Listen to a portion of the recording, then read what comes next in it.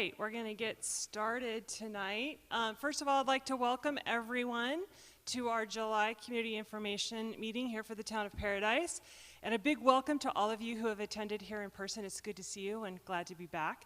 And to everyone at home watching as well, thank you. I'm happy to have you here. A little bit of housekeeping before we get started. First of all, for those of you watching online, if you're struggling with audio, we have sent out an email via the makeitparadise.org list, so you'll find that in your inbox with some tips on how you can troubleshoot. You'll also find a post in Facebook that could also help you out as well. So hopefully you'll be able to get your device to work to be able to hear clearly. We'd also like to thank everyone here for following all the proper guidelines for COVID. We appreciate that all of you are wearing your mask throughout the presentation and that you're all practicing social distancing. So thank you very much for your cooperation. And last but not least, at the very end, we will be doing a question and answer. So for those of you here in person, there are comment cards located near your seats. So please fill those out, and I will be coming along to collect them. For those of you online, you may post your questions via Facebook, and we will also go through and gather those and then ask the presenters at the end of the presentation. With that, I'd like to introduce our very first speaker, Town Manager Lauren Gill.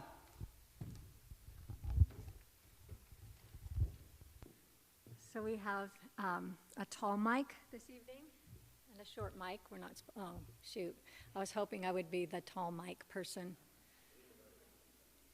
Anyway, I'm kind of medium. Just right, I'd like to say. Okay, so again, thank you all for coming, and thank you for those of you who have joined us through technology. Tonight, we're going to give you an update on the town's recovery projects, mainly. You'll hear a lot of good information. So last month, we did a State of the Town report out from all of our agencies. We had PID, we had the school district, we had Adventist Health report out on healthcare, we had the Chamber of Commerce, and again, that was a community report out. This report tonight will cover the Town of Paradise, our departments. We'll talk about disaster recovery. We'll talk about all of our exciting road projects coming up, which is always fun. We'll have a report from our fire chief, our standing-in police chief today, and all of our departments. So you will, I hope, get some good information tonight and a little bit of hope. You know, we've been through so much as a community. It's been very, very difficult with disaster recovery, and then you throw COVID in on top of that, so that just makes it more challenging for us. But we are resilient and we are working together. Let me also just say, as the town manager, my focus is on the community as a whole. I've been working with the county, or the council, the staff, other agencies, including the county, and all of our partners, moving the community as a whole. And I know you have all been focusing on your individual businesses and homes and projects, but together we're going to put this community back. So if you hear any rumors about, you know, the town is going to fold, no, we're not going back to the county. We're not going to dissolve as a community in any way. We're getting stronger and better. And tonight you'll see some of those projects. We came together right after the fire as a community in this room, and we met several times, and we did a community plan. And we said, this is what we want our community to look like.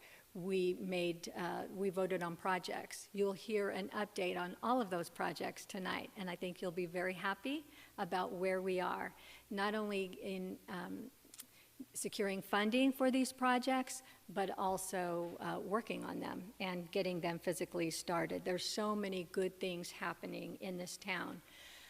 I did have a gentleman come into town hall the other day, and he asked, well, where's all that funding coming from? You'll get a report on that as well. Basically, we have a lot of disaster recovery dollars coming into town. You'll see that. The Town of Paradise itself, the organization to fund our operations, We did or will receive our PG&E settlement, and ours was separate from the Disaster Victims Fund. We kept ours limited to operations only for the town because our revenues comes from the homes in town, from the rooftops, basically from property taxes. That's what happens in a small bedroom community. So going forward, we have that covered for the next 15 to 18 years. The town council will adopt a plan at its next meeting to secure those funds into a very safe investment and keeping up with a plan to make sure that all of our operations are funded until the homes are rebuilt and then until we can move forward. And then, of course, way back into further years, we can look and see if there are funds that we can do more projects with or use for match for many of our grants that we're receiving. So again, the town's finances, very, very solid. And I'm very happy to report on that because that was a question for a long time. It was a question for staff. I mean, obviously, we need staff in order to do recovery projects. We need police and fire. We need police officers to answer your calls and make sure that you're safe. So again, that's what we use our operations fundings for. And again, we're in good shape there. And speaking of staff, you know, we've been building a great, great team. As some of you may have heard, I am retiring out in September, I believe September 11th. I know that's an unfortunate day to pick, but it's at the end of a pay period, and that's the one they gave me. But so I will be retiring out as the town manager. The town council did select a new town manager. You might have heard on the news, Kevin Phillips from PID, and he's done an amazing job. He's a great leader. He's very smart, strong financial background. He understands disaster recovery. He knows our people. He loves our town. He is going to be a great benefit for us all, and I know the staff really loves him. And he loves our staff. In fact, he said that was one of the benefits of working for this town is the talent that we have. They are super committed to our disaster recovery, and I know they can't wait. I think they're going to get the hook, get me out of here, so they can give you all of the updates. But just again, so you know, we have a great, solid future for this town. We're going nowhere. We're doing nothing but getting better and stronger and more safe. Again, thank you for being here this evening. We love to meet as a community, and we can't wait till the COVID pressures are over so we can all meet and hug. But before I leave, 3 things I want to stress for everyone today. For those of you here, for those of you listening, weeds, trees, and RVs. And I know it sounds like a country western song. Weeds, trees, and RVs, but very important. This is what the council is getting hammered on. First of all, the weeds. Now, I have 3 gentlemen coming up from CAL FIRE, from the town of Paradise, and also from the Butte Fire Safe Council. They'll talk a little bit more about that. They are sending out letters. If you received a letter, please comply. If you know of neighbors, if you know of lots in your community, on your street that need to be cleared, you can call those in. We are trying to clear our lots in town. We're also trying to create a disruption in the fire fuels. So just because not every single lot is cleared, that still leaves us many cleared lots for firefighting, and the fire chief will talk a little bit more about that as well. On the trees, please, if you believe anyone, we still have 3,000 lots that have not signed up for ROEs. And trust me on this, the state is pressuring us to set a deadline for the state's program. And so that way, if you have trees on your property that need to come out and you've already used your insurance funds for other things, or you have more trees than you had insurance funds, please sign up for the state's program. They will take out those trees at no out of cost to you. I've heard concerns about the waiver liability on the state's forms. Yes, they're scary contracts, but you can be there when they assess your trees. You can be on the property, around the property when they're removing the trees. So you can help make sure that they're not disturbing the septic tank or anything else. So please, please, please sign up for the state program if you haven't done so already, because removing those standing burnt trees is a requirement for every lot in town. And the last thing is the housing urgency ordinance will end at the end of December of this year, and that means to live in an RV on a private lot, you will need to be rebuilding and moving towards a more permanent housing solution. So these are some of the issues that we're having right now. We're working through all of those, but if you can please help us with weeds. If you own a lot in town, you've got to keep your weeds down. That's just a requirement. If you have standing, burnt, damaged trees on your properties, please sign up for the private or the state ROE. And also, you know, those RVs, if you need help, we have housing advocates that can help you get into a more permanent housing solution. And with that, I am going to call up our first speakers, and that is going to be Garrett Scholand, our new fire chief. Garrett comes to us, he is with CAL FIRE. I don't know if any of you have heard, but John Messina, our fire chief, is now the fire chief of Butte County because of a retirement of David Hawks. So we have Chief Garrett Scholand. We also have Jim Broshears and Chris Rainey.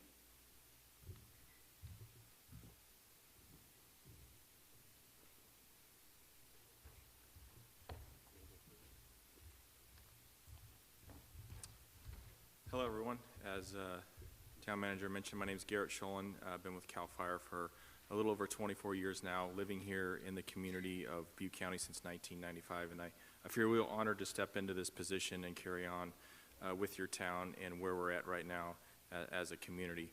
And here to say tonight that your fire department is fully staffed, ready to respond to the emergencies that present to us here potentially this summer.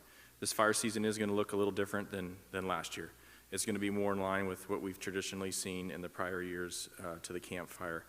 It is drier. Their potential is much greater than it was in the past year. So we are ready to respond out there. Your community is ready to respond. But part of that, it takes the folks of the community to be involved. And that activity is through our prevention and education program. And Chris Rainey is going to speak a little bit about what we've done here in the town. But before we get there, there's been a tremendous amount of work done on a campaign to educate everyone. And that's been through some video work here of the town that's come out in commercials and things. And we'd like to show you a clip of that now.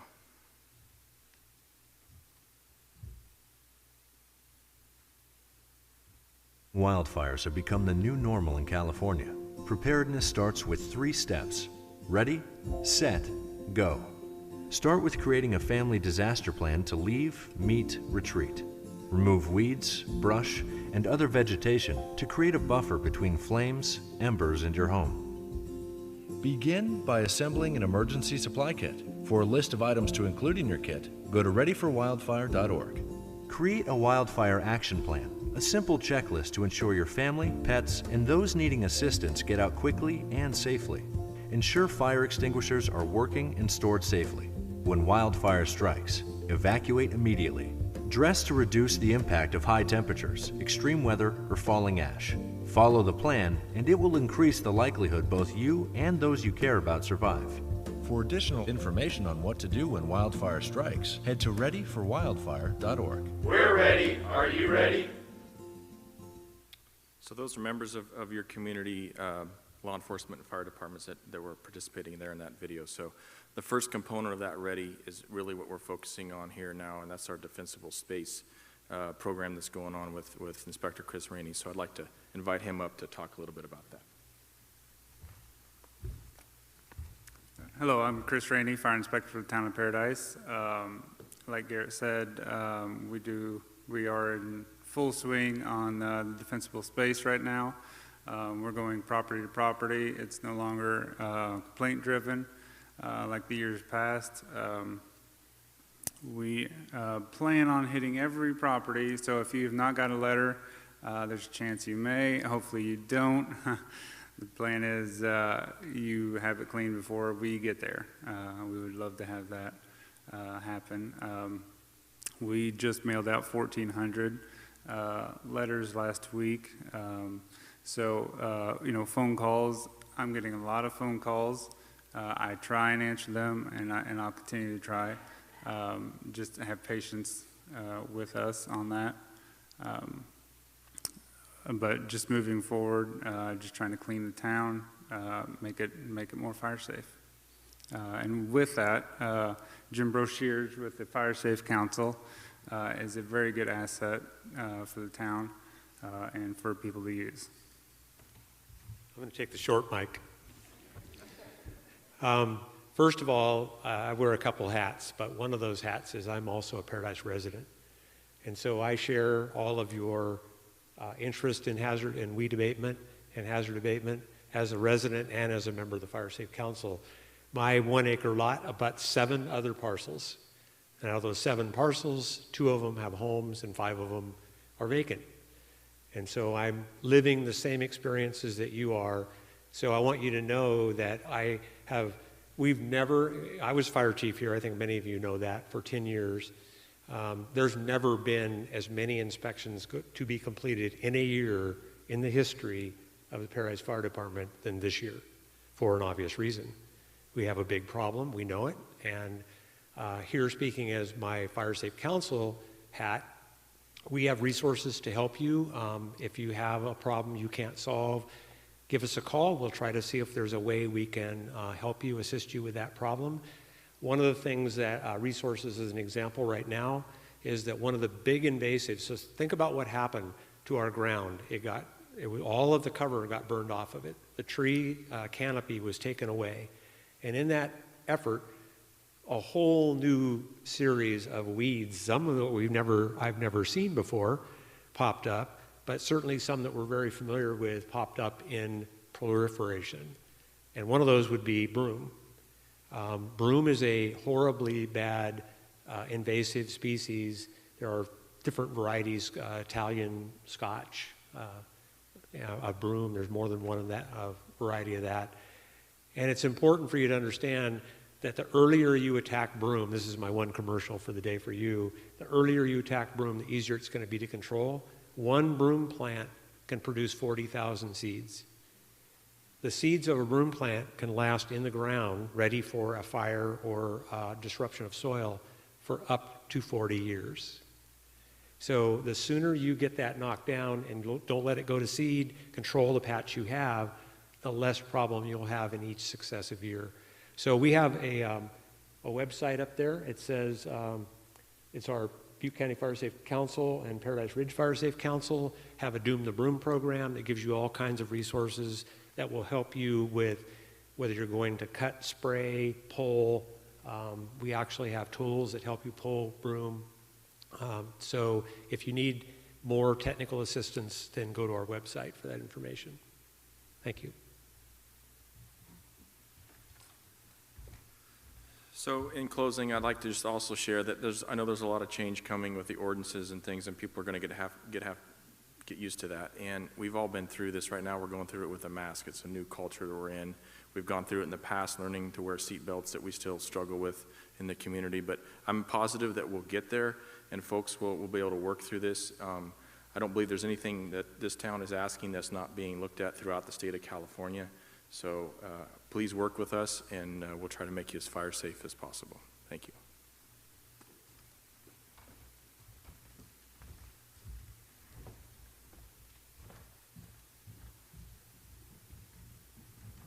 Good evening. I will also take the short mic. My name is Katie Simmons, Disaster Recovery Director for the Town of Paradise. And my name is Mark Maddox, Public Works Director and Town Engineer. We're going to be co-presenting this evening. So our first slide will give you a sense of the scale and scope of the projects that we're managing over the next 5 years. So pre-fire, what I understand, is that we would have 3 years worth of projects that would be worth $6 to $10 million. Well, now we have 5 years worth of projects that are worth 121 million projects in just capital improvement projects and disaster recovery projects alone. The $121 million is comprised of about 17 different funding sources, and about 20% of that total 121 million is still is match requirement, so that could be considered an unmet need that we're going to be looking for additional grant funds to fulfill. So still staying big picture, next slide. You'll see that the federal government is supplying about 68% of the funds of that 121 minus 20 million in match. About 10% is coming from the state, and less than 1% is coming from local government sources. And less than 0.05% is coming from community sources like North Valley Community Foundation Butte Strong Fund, which we're really grateful for. So as we were talking about during Lauren's opening comments, we're looking at a lot of grants to fund the recovery of Paradise and to fund these infrastructure projects that are going to rebuild the community. Of those 36 projects, I have 4 slides sort of listing all of them. We're not going to go through each one of these projects tonight because I would be standing up here putting you all to sleep over the next couple of hours. So we're just going to quickly click through the slides. But as you take a look at this list, you may see projects that stand out to you that you want more information on. We get calls at Town Hall about a series of projects. People are interested in wastewater treatment, which I'm going to talk about in a minute, or they're interested in road repairs, or they want to hear what's happening with Fire Station 83. All of these projects we are tracking internally and making sure that they show up on the capital improvement project and disaster recovery project list that the council is reviewing for each budget. But there is a lot to share. So I'll talk a little bit about how we're going to dashboard these in the future, but let's have Mark give an overview from the Public Works perspective. Well, thank you, Katie. Before I dive into the project-specific updates that we are excited to present to you tonight, I'll provide a quick update as far as Public Works and our Operations and Maintenance Division side of the house for Public Works. As you heard from our fire chief, we have a major issue developing in town with fire hazard preparedness and fuel reduction. And so our Public Works crews, and in partnership with Alliance for Workforce Development crews, have made weed abatement and the public right-of-way our top priority. Between the trailway and our public right-of-ways, we're estimating about 250 acres of land to clear and keep fire safe. And so we're continuing to work on that. You may not see us in town if we're on the trailway or if we're in a different part of the area, but our small but mighty team is working hard to keep the town public right-of-way as safe as possible. And in the future, we are working on grant funding as well to leverage our resources and equipment to purchase things like masticators and other tools and equipment for fuels reduction and the long vision of the town's fire safety picture. So with that said, I'll dive into the engineering side of Public Works and talk about our recovery projects here. So first, I'd like to invite you to a vision that sometime in 2024 and 25, the town of Paradise will have some of the best roads in the North State or California. I say that because I'm confident in our capital projects that have been approved today, and we're working towards design and environmental review and working on timing of those projects. And the first one I'd like to talk about is our on-system capital improvement roads, which are our most critical roads, our Skyway, Clark, and Pence Road. And pictured on this map highlighted in blue, you can see all of our federal aid capital project roadways. And so with that, we've been approved for about $37 million in road rehab to restore our roads to pre-campfire conditions. But what that really means is that we can't, as you know, just pave a road and put it back to the way it was exactly perfectly before the fire. And so there is going to be some resiliency upgrades and improvement to these roads to a better than pre-fire condition just by the sake of applying reasonable treatment measures to these roads. And so we are very excited to move these forward. And again, as I said before, timing is going to be critical. We are coordinating with PG&E and the underground utility work that they are undertaking, as well as Paradise Irrigation District with their water system recovery. So it is not our intention to go ahead and start paving these roads in the short term and have ongoing recovery work further degrade and destroy them. So with that, please have patience. Feel free to keep in touch with our Public Works Department about safety hazards or issues you would like addressed in the short term, and we will be glad to respond to those accordingly. Outside of those road rehab on those same roadways, we have culvert repairs that are ongoing, signs that need to be replaced, striping improvements, and sidewalks as well. We had significant damage to all of our sidewalks throughout Paradise, especially in the downtown. Slide, please. And so next, I'd like to categorize the pending recovery project we have with FEMA is the same treatment and same methodology about assessing our damages from the Camp Fire for every other single road in Paradise, not just our primary arterials and collectors, but every linear foot of this town roadway system as far as publicly owned and maintained roads. So we are working towards getting approval with FEMA and Cal OES on this claim, and we'll hopefully be reporting back positive news on this front. But on this 2/3 of our town network system, it's an additional $38 million for repairs. Slide.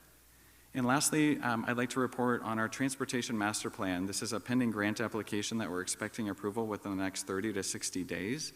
And this really was born out of the long-term recovery plan that the town manager was referring to earlier, which will address many of the concerns of the community as far as circulation, roadways that should be widened, roadways which could be extended, really doing the studying that's going to be required and the work to look at our circulation, our transportation system to see where we can do better and be ready for additional grant funding opportunities to actually make those improvements happen. So with that, I'll turn it back over to our Disaster Recovery Director. Thank you. Sure, thanks, Mark.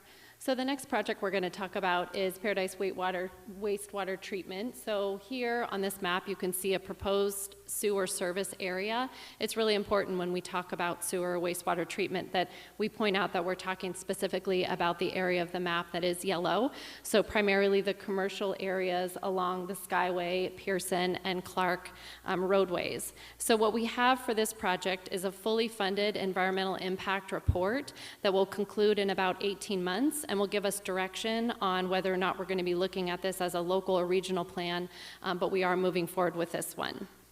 The next project we'll talk about is broadband feasibility studies. So this was listed as a Tier 2 project in the long-term recovery plan, and we are in the process of contracting with Chico State to do the feasibility study. That will give us direction on a large-scale broadband implementation plan for the Ridge that will cover both residences and businesses. And I've heard it said we're going to make Paradise the first digital city in the region, which I'm really excited about. And this broadband feasibility study is partially funded by North Valley Community Foundation Butte Strong Fund. The next project we'll talk about that we get a lot of questions about, certainly from our rebuild advocates, is the siren. This was listed as a Tier 1 project in the long-term community recovery plan. This is a mass notification system that would allow an audible alarm to sound throughout the town in the case of an emergency. This is a long-term project, not something we can necessarily implement tomorrow. So while we're working on this, and I should say that we're working on funding for the planning of this project, but while we're working on this, I really want to emphasize what was stated by our fire professionals a little bit ago, that we really focus on individual plans on the Ready, Set, Go, and that you sign up for Code Red notifications. But I just wanted to make sure that we updated the community that the siren is one of the many projects on the list, and we're moving it forward as quickly as we can move forward grant-funded projects, and we do intend to have this installed in the future. So as Lauren was mentioning, our focus is weeds, trees, and RVs, and I'll update everybody on trees. So I'm really excited to announce that as of today, Tetra Tech, who is contracted with the town of Paradise for the private hazard tree removal program, is on the ground with 4 arborists. So it was so thrilling finally to get to meet their team today, to have them come into town hall. We were able to discuss what their work is going to be over the next several months. But what I wanted to let everybody know is you will identify Tetra Tech by blue vests with yellow stripes that have the TT logo on them, and that Tetra Tech logo will also be on their vehicles. So Tetra Tech will be looking at both properties that are enrolled in the private hazardous tree removal program and properties, as Lauren mentioned, that are not enrolled at all. So we have about 3,000 properties that are not enrolled in any of the two options, and it is a requirement to comply with the hazardous tree ordinance that every property in Paradise is enrolled. So we're going to be taking a look at those properties that enrolled to make sure that those hazard trees have been removed. If we find during the compliance inspection that there are still some standing hazard trees, our arborists will photograph those trees and send those photographs along with a letter to the property owner so that they are aware that they're not yet in compliance. There are still some hazardous trees that need to be removed. If they do the compliance inspection, they find that there are no hazard trees, that property will receive a letter that they've been checked off and they're all done and in compliance, and they don't have to worry about hazardous trees on their property anymore. For the unenrolled properties, if they find hazardous trees, again, that property owner will receive a photograph of the trees as well as a letter encouraging them with instructions on how to enroll in the state program or the private program if they wish to remove those trees themselves. If the arborists find that there are no hazardous trees on that unenrolled property, we will go ahead and remove them from the list, and they'll have to do the certification with the ROE Center. So I'm really excited to finally have boots on the ground to help us certify that a lot of the hazardous trees are already removed from town or that they're still there. We photograph them, we get in touch with the property owners, and we make it very clear in that exchange what is still required so that we make sure we get those hazard trees out of town. The next slide talks about the state hazard tree, so if you go back one, state hazard tree removal program. This is managed by the state. The state is still working on securing those contracts for finance and admin, for the assessments, and for the actual tree felling itself. So we're hoping that by the next community information meeting, I'll be able to come up and say that their contractors are on the ground, but we're still waiting for those contracts to be finalized so that notice to proceed can be issued, and we can start seeing that tree felling of those hazardous trees happening in the town and around the county. We have a total of over 6,300 parcels enrolled in the state hazard tree program, so we have more parcels to cover in that program, 4,500 of which are in Paradise. So we're just watching all the numbers as you can hear them kind of roll out of this presentation. We're watching all of those numbers because we are making every effort, both as a county and the ROE Center and as a town, to get in touch with everybody to make sure that they're very clear on how they can comply, what they need to do to manage the hazardous trees on their property, and of course assist them if they have any questions in the process. There is a public-facing map on ButteCountyRecovers.org, and that is now being updated daily. So if you aren't sure what's happening with your property, you just bought a property or you're looking at buying a property, you can check that map and see that it's updated within 24 hours what the status is in terms of if it's enrolled, if it's been assessed, if there have been hazardous trees found, and where it is in the process. So hopefully that will be a good tool as you manage your own property or as you talk to your families and friends and help them manage their own properties. So the last slide will talk about what I'm envisioning will be a recovery dashboard. So as you're hearing, we have those $121 million worth of projects. We have 36 projects in at least our 5-year plan. The long-term recovery plan has 35 projects. There's a lot to track, and there's a lot that the community is interested in really understanding, particularly as they make decisions about their own property and whether or not they will rebuild.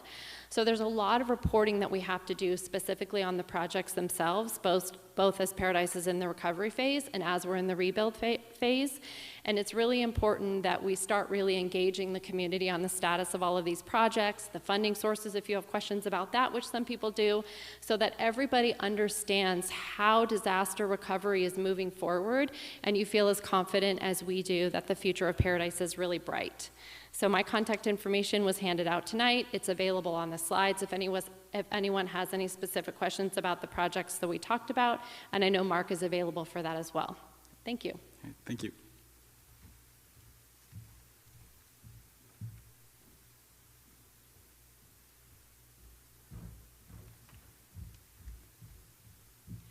Good evening, everyone. My name is Colette Curtis. I'm the assistant to the town manager. And tonight I'm going to talk a little bit about economic development and business support. So as you know, the town council, right after the fire, prioritized helping our residents come back home as really the first priority after the fire. That was the first year we spent working very hard on that goal. In the second year since the fire, we have added to that, and town council has directed staff to really, in addition to supporting our residents, also support our businesses as they are reopening and reestablishing here in Paradise. Of course, we have hit a bit of a stumbling block with COVID, but we are continuing to work through that, and I want to talk a little bit about some of the initiatives that we have moving forward. So the first is we are going to be launching a new website for the town of Paradise that not only is a more robust offering for our residents who are coming back home, but also will have many more resources for businesses as they are returning. So we are working on that now. We expect to have that website launched by the end of the year 2020. Next, in addition to directly address the COVID impacts that we have had in our community, the town of Paradise has received an allocation of funding from HUD to assist businesses who have been impacted by COVID-19. We are right now putting together a program that would give grants to businesses that can show that they've been impacted by COVID, up to $10,000. We are working on the exact details of those programs, and it's actually being reviewed by HUD right now. So we should have that, the details of those programs for businesses that are interested very soon. So please stay tuned, and we'll be advertising that program very, very shortly. And then finally, I just want to talk about my new role with the town of Paradise, which is business support.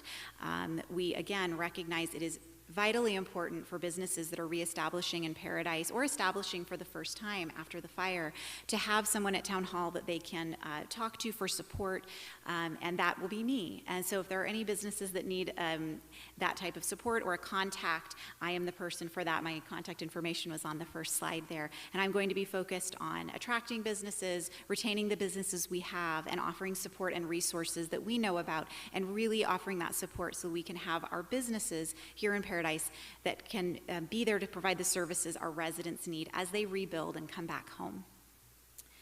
And so now, next slide, I'm actually going to be doing the presentation for our town clerk, Dina Valinsky, who couldn't be here tonight. So forgive me, I'm going to read from this a little bit because it's not the information I'm as familiar with. So as you may know, we have an election coming up this year in November. There are currently 5,146 registered voters in the town of Paradise. This year, there are 3 town council positions that will be up for re-election. Those seats are Mayor Bolin, Council Members Schuster, and Zuccolillo.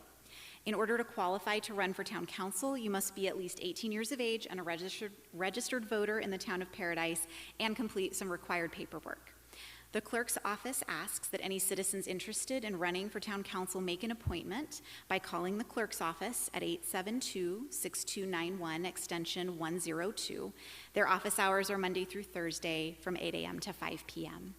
And if there are any questions about that, I would direct you to our town clerk, Dina Valinsky, and her contact information is on the slide. Thank you.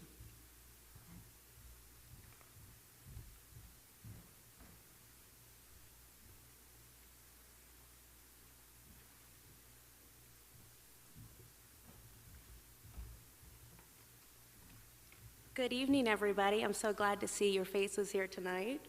Thanks for joining us. I wanted to give an update for my department. I'm Susan Hartman, the Community Development Director, and community development encompasses planning, solid waste, which is garbage and recycling, building, wastewater, code enforcement, and fire prevention. So these are some items I just wanted to share that we've done during this last year, and then what our goals are for this upcoming year. So during this last year, our biggest milestone is processing over 1,000 applications for rebuilds, issuing over 900 of those permits, and while I have 207 on the slide, that's actually updated to 225 certificates of occupancy. This has broken any kind of expectation we had for this time frame, so I'm so encouraged and impressed with the citizens that are coming back, the hard work that the staff's putting in to help make this transition as easy as possible. Also, we've been able to increase our code enforcement staff, so we have an additional officer on staff, as well as an admin position, which is actually in the office during the day, can field the phone calls. We've created a new generic email. It's just codeenforcement@townofparadise.com. And so we're able to react more quickly to the complaints, as well as do some proactive inspections out in the field also. We'll have another officer on board in about a week. So that's great news. Also, in our planning department, we revised the zoning ordinance in regards to ADUs, which we call, locally as mother-in-law units. And we increased the maximum square footage for those units. It used to be 750 square feet across the board, but now it's up to 850 for a one-bedroom or 1,000 for two or more. So that might open up some more possibilities for folks who just needed a little bit more elbow room in those second units on their home. A big feather in our cap, one of our planning staff wrote a grant application to get our housing element update funded, which we just found out at the end of June was awarded. And that's a big deal for us, because that comes at a couple $100,000 to do. So the housing element is just one part of the general plan. There's essentially 7 chapters to that general plan, and this is one of them. And it does have to be updated about every 8 years. So this is part of that whole comprehensive general plan update. So housing element funds secured.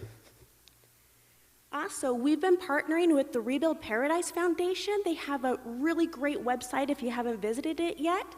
But we've been working to scan all these surveys that we're getting in with the building applications to forward to Rebuild Paradise so they can upload them on their map site so that owners can see who in their neighborhood's been doing surveys and who did them.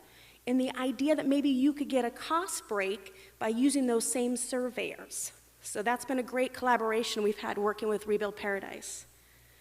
We've also been open during all of COVID for our building department. We had to go to some pretty strict protocols, appointments only, the masks, separation, but we've stayed open so that we can continue to process these building permits for everybody. And then lastly, during this last fiscal year, we've been partnering with Butte County Environmental Health. As I'm sure you're probably aware, they're the final sign-off for any kind of business that sells food, whether they make it or just sell it. So we've made sure that between them, our septic department, our fire prevention staff for internal inspections, that we've got that coordinated so we can get those business back open as soon as possible. So goals for this upcoming year. We're working on the hopeful transition to walk-in traffic again at the Building Resiliency Center. So that's just making sure that we have adequate seating spaced for everybody, all of the hand sanitizing stations. We're taking a look at how we take in plans. Is there anything else we can do to start allowing more people into the building? Next, this is something that would be of interest to contractors or owner builders. When we're working with a software company that when you call in for a building inspection, instead of just leaving a voicemail, you call in, type in the 3-digit inspection code that's on your inspection card, and the idea being this software would have the ability to send you an electronic notification after your inspection's complete so you know if you passed or not. And that way, if for some reason you missed the inspector, you don't have to try to get a hold of staff to find out. So we're working on getting that implemented. Also, we're going to be working to make sure that all the departments are coordinating together with this RV ordinance that we talked briefly about, right? So as we start to transition into RVs that also have rebuild permits attached to them, we'll be making sure that all the departments are working together so that the homeowners are getting all the support that they need and all the information that they need. We're also going to be looking to put out our request for proposals for a firm to actually do the housing element update for us. It's not something we do at a staff level. We always contract that out. So that will be exciting. Get somebody on board, get really boots on the ground during 2021 because 2022 in the spring is when we need to get it to the state. Also, after budget's adopted, we're hoping to hire on an additional septic inspector. We've had a very faithful single person doing it for over 20 years, so it'd be great to get him some help out there. And then also looking at recruiting for either a building official, building manager kind of position that will really help with the efficiency over at the Building Resiliency Center. And then finally, this is a project that I'm really excited about, another grant opportunity that we've applied for, and I just feel it'll help so many people in the community, and that is being able to hire some part-time help to scan all of the septic records and the files. And then we want to partner with Rebuild Paradise to be able to host that information on their website so that you could go to that same map that you find the survey info on. You'll be able to see what the pre-approvals for the number of bedrooms, maximum square footage, and then have a link to your septic map, because that's probably one of the most requested items right now. So we feel really confident we're going to get this, and that is a huge project for us, and really hopeful that we could help the community as much as we can. So with that, I'm going to hand it off to Kate Anderson, our housing manager.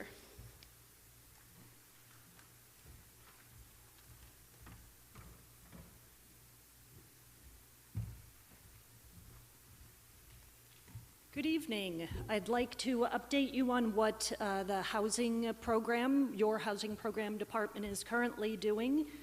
We have the Rebuild Advocates available at the Brick, and they are to help navigate anyone who's facing obstacles in their rebuilding, searching for any resources, any information, and they can help with anyone who's interested in rebuilding.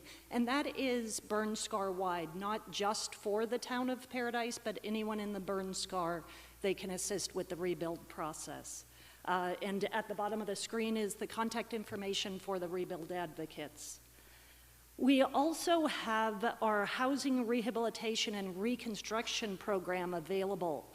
And that is for someone who lost their home in the Camp Fire and is looking to rebuild on that property. We do have a fair amount of funds available, and it is for varying income levels, but the Rebuild Advocates can help you with the interest form and provide you with more information. We have a first-time home buyer program. It is for existing standing homes. So unfortunately, it does not work with people interested in rebuilding a home or purchasing one. It does have to be a standing structure, but the Rebuild Advocates also have more information about that program as well. On to the projects that we have in the works.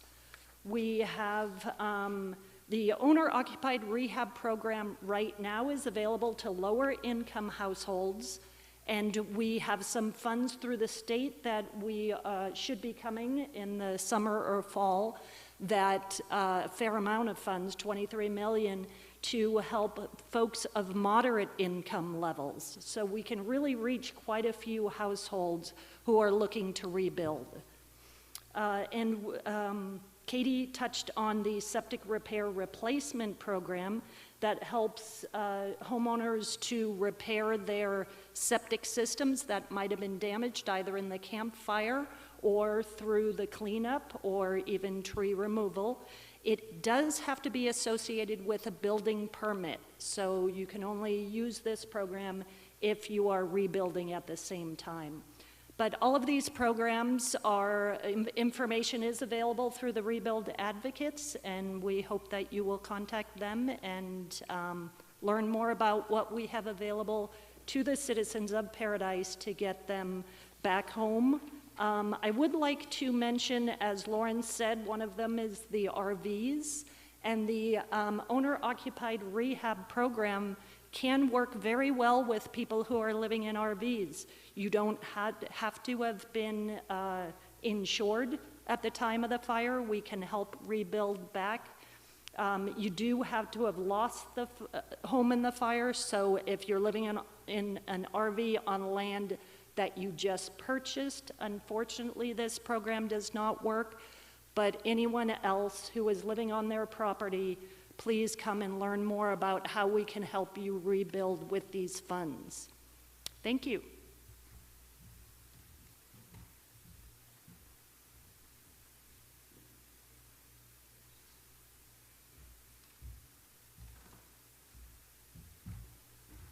Good evening. I'm glad you guys are still here. I'm Lieutenant Anthony Borgman, representing Chief Reinbold, who could not be here today. We wanted to give you an update on the police department and animal control operations, but I'm going to kind of read this so that I make sure I cover everything that we want to share with you. As you know, after the Camp Fire, our department experienced a significant loss of personnel, and we've been working really hard to backfill those positions, especially in our patrol operations staffing.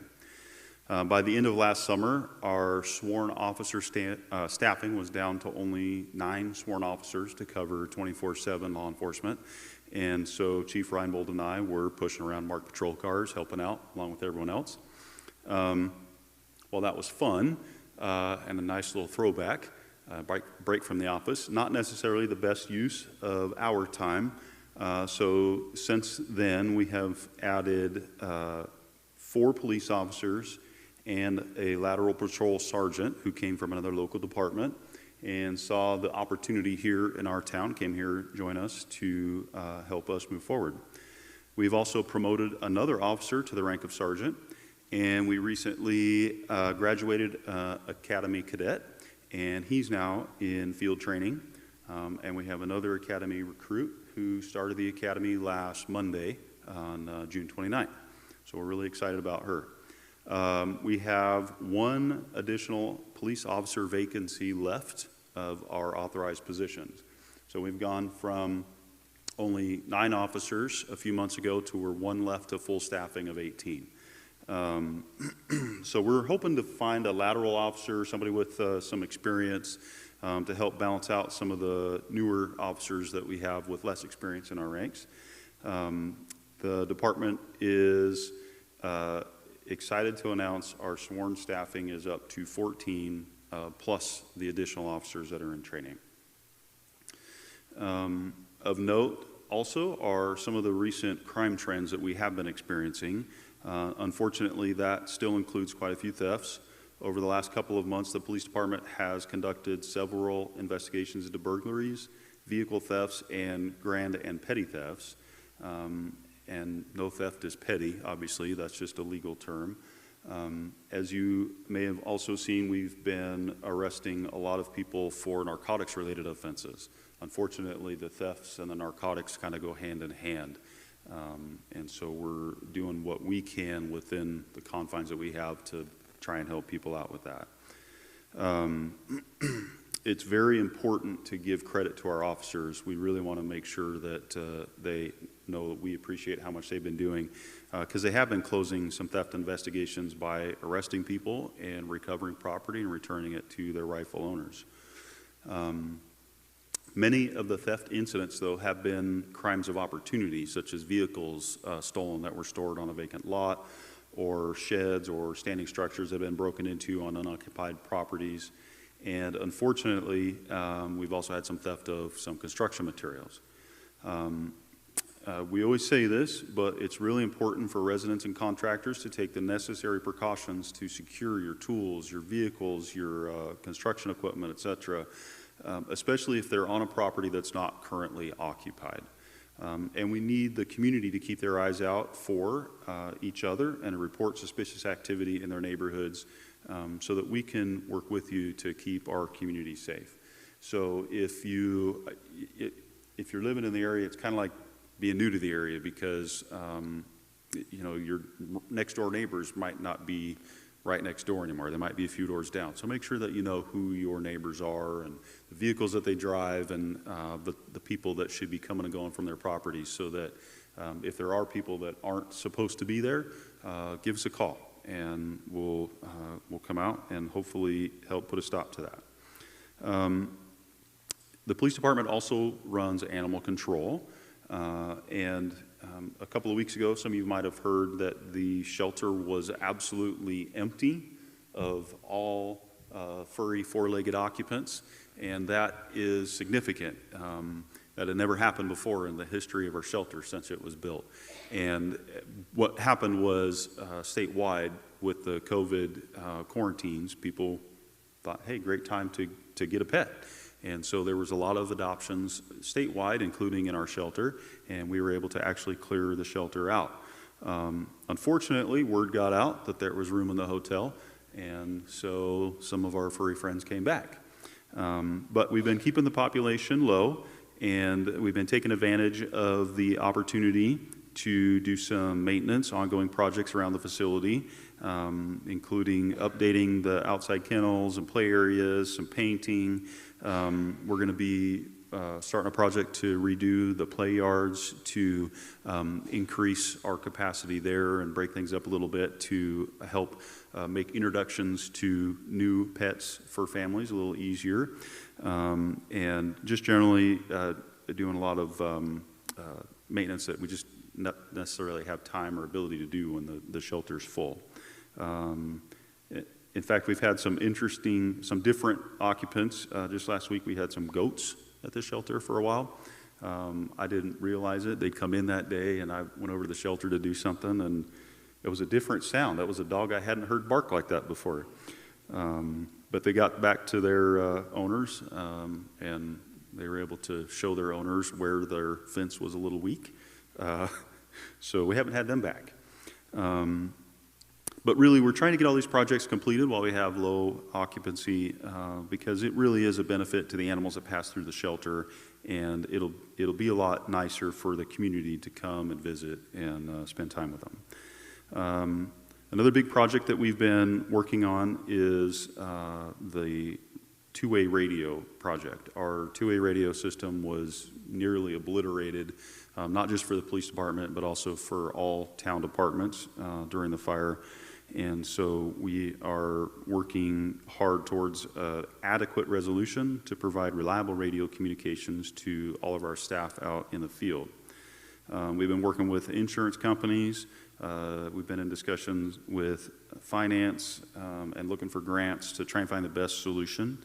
We're also in the process of applying for a grant to purchase some handheld radios, just kind of a short-term solution, which will allow us to access the Butte County's new radio system.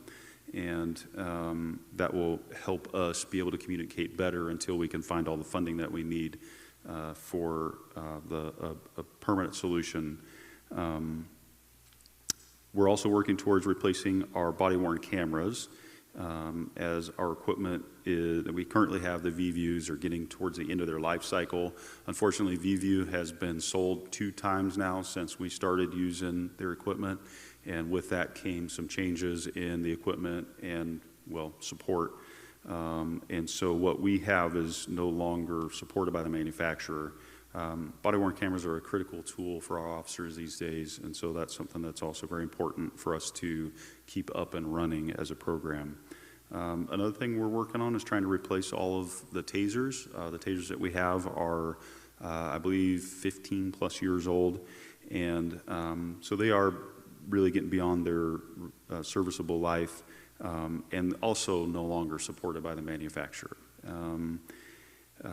The taser, while not 100% effective in all its applications, it often is a reliable force option used for controlling combative subjects and limiting injuries not only to officers but also to the people that we're trying to take into custody. It's important to maintain them as a less lethal option as we move forward. It's not in our current budget, but we are in discussions with finance trying to work out the purchase of some additional patrol vehicles this fiscal, hopefully. After the Camp Fire, we deferred the purchase of the last 3 patrol vehicles that have been scheduled with the Measure C money. So it's important to stay up on our vehicle replacement schedule so that we spread that cost out over time and that we don't get behind on cars that are maintenance headache. Animal control fleet is the oldest within our department and maybe the town. And so we have submitted a grant request to the USDA to try and support a new animal control vehicle. That all being said, the chief and I are very proud of our staff, of your staff, and what we've accomplished in the past year, and we look forward to continuing to push forward to meet your guys' needs in the coming year. Thank you. All right, thank you, Lieutenant. Okay, so now we're going to have a little question and answer. I've done my best to collect all the questions here and online. So what we'll do, I think because there's for several of you, is we'll just invite you each individually. Would someone from fire like to come up to answer a couple questions, please?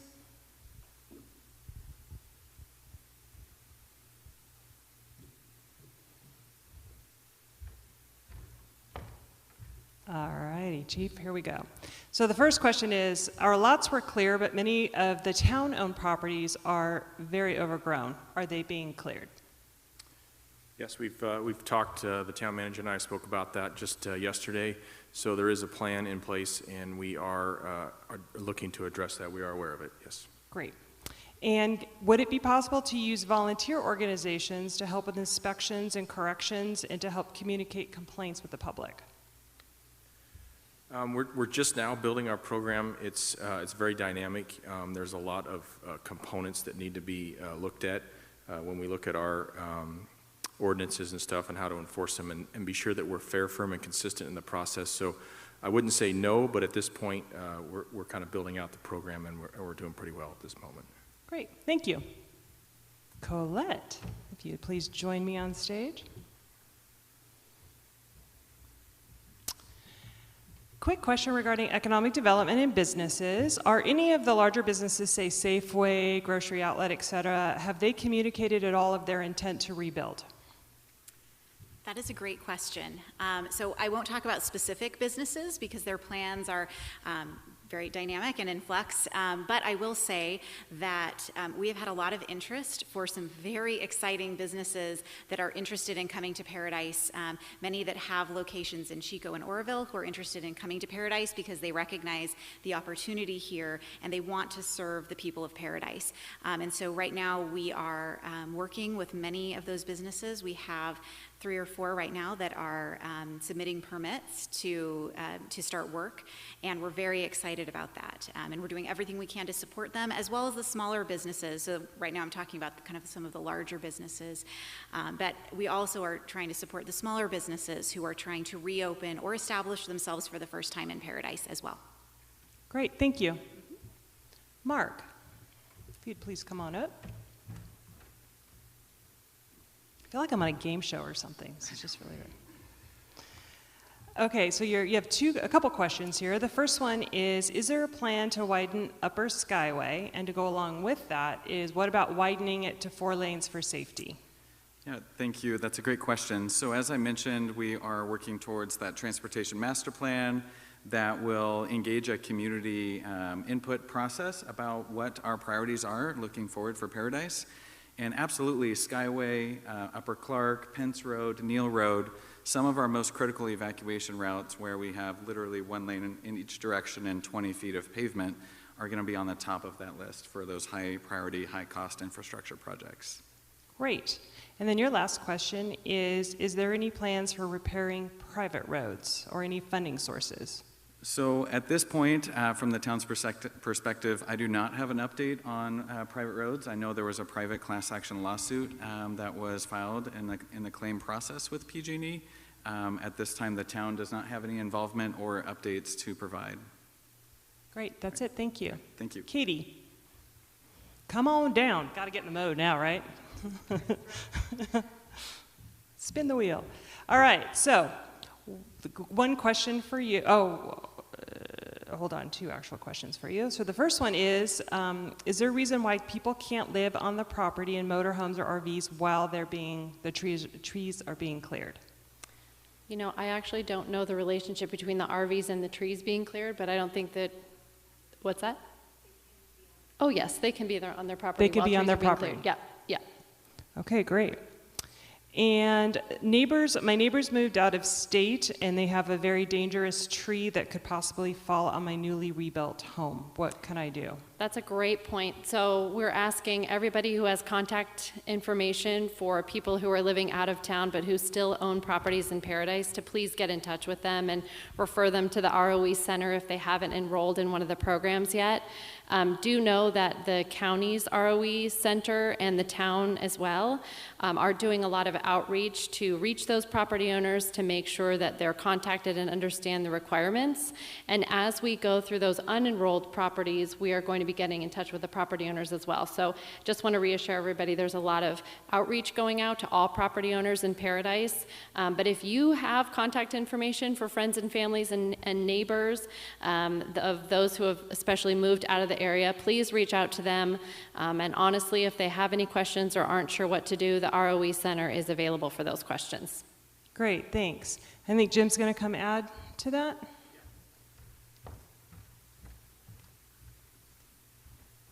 For trees that aren't going to fall into the ROE program, ones that aren't going to affect public or private roads, but still affect the safety of a home, contact the Butte County Fire Safe Council. We have a Rotary grant that we received to help people who have those kind of issues where it's not going to be removed by the state program, but it still is a safety issue for a home being built or an existing home. Great, thank you. Susan, last one.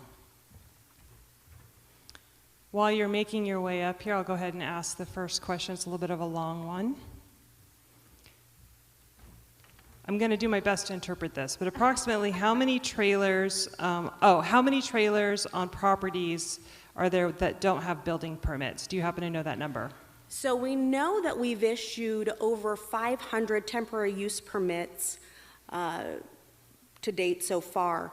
It's a pretty high percentage. We did match all of those addresses against addresses that we had building permits for, and by the time we were about 300 permits in, we'd had less than a dozen that had actually applied for their rebuild permits so far, so the percentage is very low right now. Okay. And is there assistance or guidance plans for those not financially ready to rebuild, and where do they go? So that's what we're working with all the divisions for, and Kate had touched on it also, having some grant funding available for different income levels to help rebuild, as well as we have rebuild advocates at our Building Resiliency Center, which you can make an appointment to meet with to talk about other agencies in the area that can also help when there's a financial need for rebuild. Great, and the last question is, are sprinklers mandated for manufactured homes? Are sprinklers mandated for manufactured? So no, not yet. In case you didn't know, manufactured homes are built under a different building code than stick-built. We enforce Title 24, which is stick-built. Title 25 is manufactured, and it's enforced by the state, so different standards. Right now, it's not mandatory for manufactured homes to have fire sprinklers, but we locally have an ordinance that if that manufactured home is too far from a hydrant, or if that hydrant doesn't have sufficient fire flow, we mitigate that issue by having sprinklers put in the unit. So every manufactured home, when they apply, they go to the fire department, figure out, are they close enough? Is the hydrant strong enough that they can still be exempted from sprinklers? That's it. Thank you. Oh, you have one more question? Okay.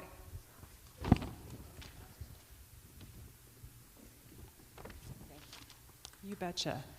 All right. Why can't waste chipping on Clark Road be opened, preferably no charge for yard waste?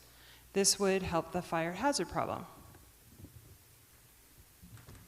So the green waste yard, when we, right after the fire, we took a look at what those operations cost, right? That was kept open through the gate fees, which were based on having full residency here in town, as well as portions paid through the garbage bills. For the town to operate it, it's about between $35,000 and $40,000 a month, and we just didn't have that in our budget right now. So in the meantime, Old Durham Wood is open again to the public to be able to take green waste. The Neal Road Recycling and Landfill will still take green waste, as will Recology down in Oroville. But it really just comes down to the finances right now to run that long-term until we get more rooftops set up in town. All right, thank you.